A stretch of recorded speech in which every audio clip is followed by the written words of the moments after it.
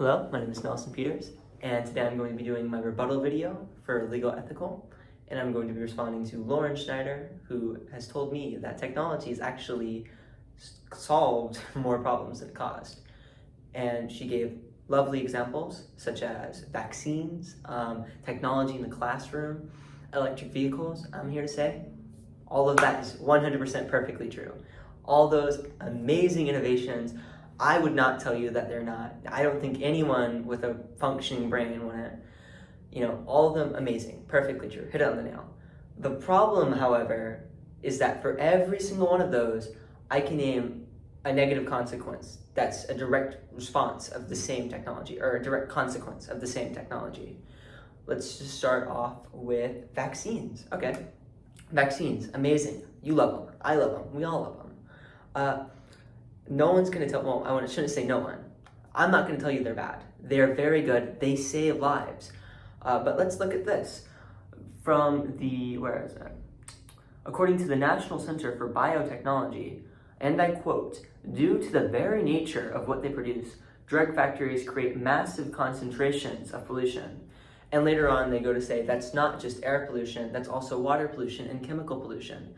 And then given that most drug factories are actually in lower GDP nations, you're literally putting pollution into the drinking water of the people who need it the most. You see, vaccines are great. The process to create vaccines, not so hot. Okay, technology in the classroom, amazing.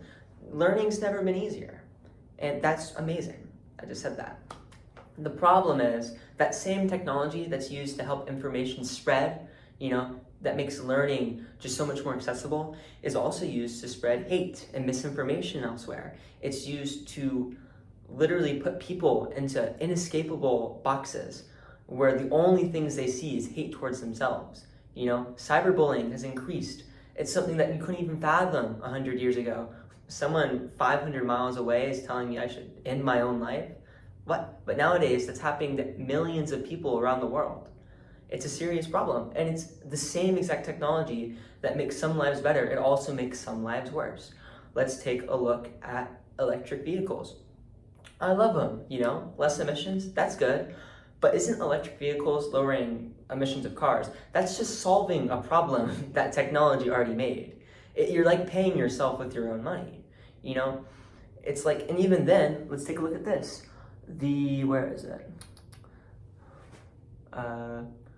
According to an article entitled "Environmental Costs to the Automobile Production Process," vehicle factories are quote-unquote major pollutants. And then the LA Times says that Tesla's California factory has received over 110 air pollution violations in the last 2 years alone. Like, oh yeah, electric vehicles are helping lower carbon emissions, but the factories used to make them are actually major pollutants. You see, and even then, electric vehicles, you're dropping water into an ocean of global warming. You're taking your little siphon and you're sucking up drops at a time in an attempt to quote-unquote solve a problem caused by other technology.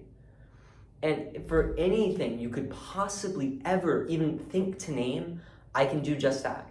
I can name, oh, yeah, it has this bonus, but this many people died because of that same technology. And that's the inherent reason why technology will always cause more problems than it solves. Because every time it solves a problem, it causes a problem. Every time it saves a life, it ends a life. And that's just the very nature of technology. And unfortunately, hundreds of years of progress is not going to change that. Thank you.